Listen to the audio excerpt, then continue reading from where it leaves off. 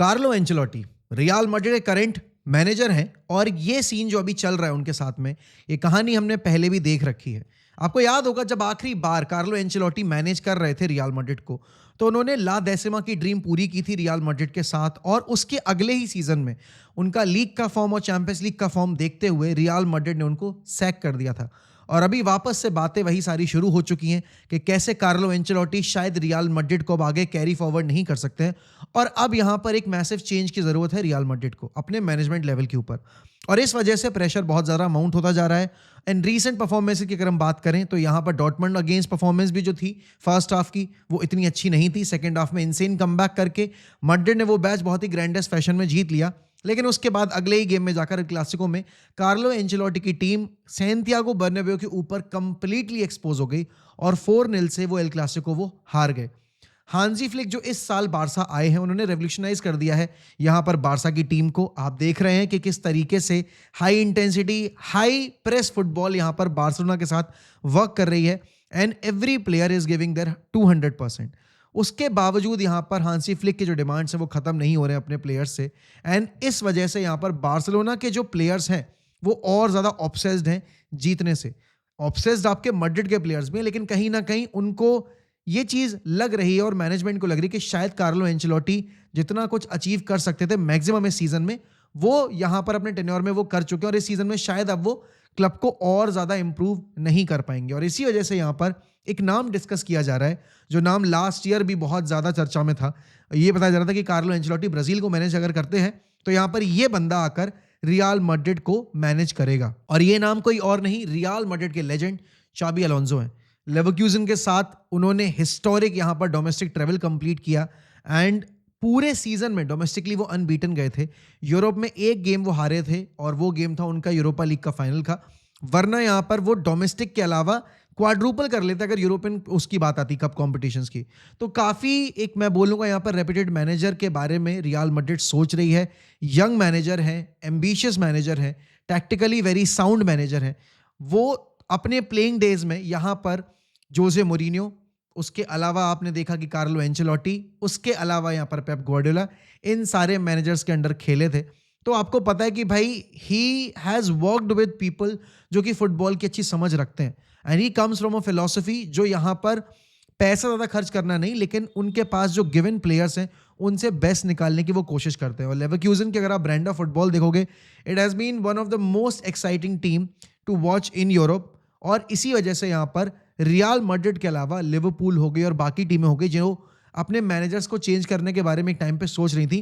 They were discussing about Xabi Alonso, and even United were considering Xabi Alonso for that matter.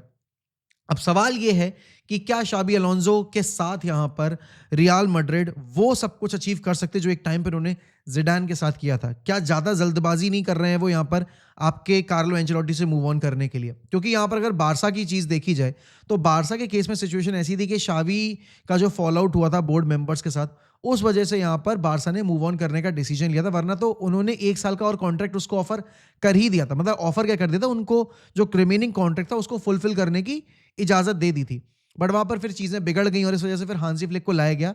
Hansi Flick यहाँ पर जिस तरह से अभी बारसा को मैनेज कर रहे हैं, he is not just managing यहाँ पर the players, he is not just managing them on the field, but of the field भी वो बहुत हद तक यहाँ पर प्लेयर्स को इन्फ्लुएंस करने की कोशिश कर रहे हैं। अब यहाँ पर कार्लो एंचेलोटी की अगर आप टीम्स की बात करोगे, कार्लो एंचेलोटी टीम्स आपकी टैक्टिकली चाहे जितनी भी साउंड हो नहीं हो, बट एक चीज़ ज़रूर हमने देखी उनकी हर एक टीम में जो भी सक्सेसफुल रही है कि उनकी टीम में जो टीम स्पिरिट रहती है, जो एक यूनिटी रहती है, वो सबसे एक मेन फिगर होता है। एंड शाबी अलोंसो यहाँ पर प्रीवियस पार्ट रह चुके हैं आपके कार्लो एंचेलोटी की टीम का, तो उनको पता है भाई रियल मैड्रिड में जो अभी चल रहा है ये उन्होंने अपने टाइम पे भी फेस किया था।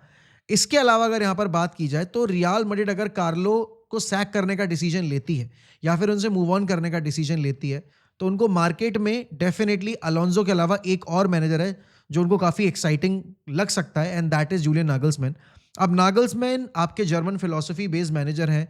आप देखोगे यहाँ पर ऑलरेडी बारसा ने एक जर्मन फिलॉसफी वाला मैनेजर अपॉइंट किया हुआ है। नागल्समैन अगर आएंगे, आई डोंट थिंक वो भी एक गलत कॉल होगा। अलोंसो और नागल्समैन दोनों में काफ़ी अच्छा यहाँ पर एक कंपटीशन हो सकता है if real Madrid decides to go for आपके नागल्समैन। उसके अलावा यहाँ पर यर्गन क्लॉप के बारे में भी सोच सकती है रियल मैड्रिड, अगर वो यहाँ पर मैनेजर चेंज करने के बारे में सोच रहे हैं।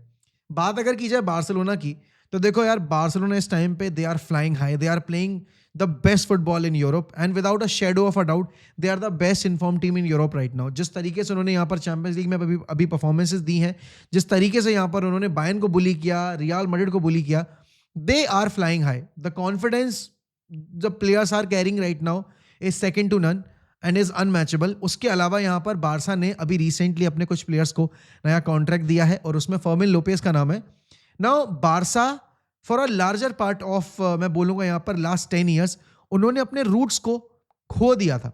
दे were not backing La Masia products, they were not actually trusting those La Masia graduates. हाँ ठीक है, मैं ये नहीं कह रहा कि वो ला मासिया ग्रेजुएट्स बहुत अच्छे थे, बट अगर देखा जाए उनको ग्रूम करने की रिस्पॉन्सिबिलिटी आपके मेन टीम की होती है, आपके मेन हेड कोच की होती है, मैनेजर की होती है, और वो उस फिलॉसफी पे गिव अप कर दिया था। बार्थोमेउ ने यहाँ पर ला मासिया को बिल्कुल ही साइड लाइन कर दिया था और he was trying to bring in players जो कि यहाँ पर ऑलरेडी वर्ल्ड क्लास हैं। बट बारसा की सक्सेस का सबसे बड़ा पिलर अगर कोई रहा है तो वो ला मासिया ही रही है, और इस वजह से यहाँ पर हमने देखा है कि अभी रिसेंट टाइम में बारसा जब वापस से उठनी शुरू हुई है तो उसमें ला मासिया का इतना ज़्यादा इंपॉर्टेंस है।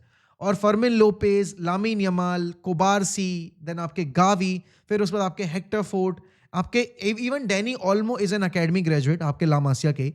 तो ये अकेडमी ग्रेजुएट्स बारसा को इंपॉर्टेंट, बारसा को रूथलेस एंड बारसा को सक्सेसफुल बनाते हैं। और इस वजह से यहाँ पर अगर देखा जाए तो बारसा अभी अपनी कोर को कोशिश करिए कि रोक ले। एंड डेफिनेटली यहाँ पर जो अभी अगर आप देखोगे जो अभी सेटअप है या बार्सिलोना का, उसमें उनके पास अभी भी अराहो नहीं आए हैं, अभी भी उनके पास क्रिस्टेंसन नहीं आए हैं।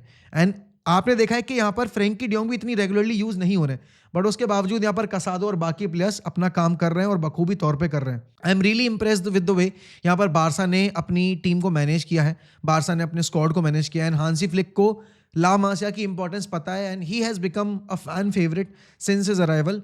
He is not letting anybody disrupt his progress and वो मीडिया वॉइसेस को भी ब्लॉक कर रहा है। अभी तो मीडिया कुछ बोलेगी भी नहीं बिकॉज हांसी फ्लिक हैज रेवोल्यूशनाइज्ड यहाँ पर बार्सिलोना की पूरी टीम को।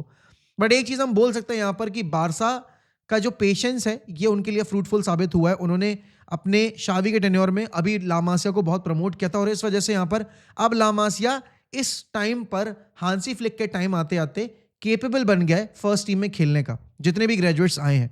तो यहाँ पर बहुत हद तक क्रेडिट आपके शावी को भी जाता है उस चीज़ का। अगेन एक और न्यूज़ आई है रियल मैड्रिड के एंड से कि चुआमेनी को सेल कर सकती है यहाँ पे रियल मैड्रिड।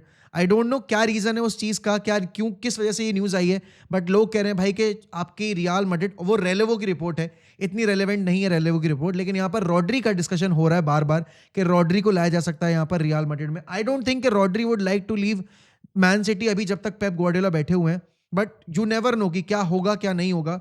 बट यहाँ पर अगर चुआमेनी को बेचने के बारे में सोच रही है real Madrid, I don't think that's the right call. He is young and he is one of the most important player of their setup. आपके पास मिडफील्डर्स बहुत ज्यादा हैं, लेकिन आपको चुआमेनी को बेचने की जरूरत नहीं है। उसके अलावा यहाँ पर Real Madrid is seriously considering to get Florian Wirtz on board along with शावी अलोंसो। तो यहाँ पर लेवरक्यूजन का one of the most important player जो कि रडार पर है आपके मैन सिटी के, बायर्न म्यूनिख के, उसको लाने के बारे में यहाँ पर रियल मैड्रिड सोच रही है।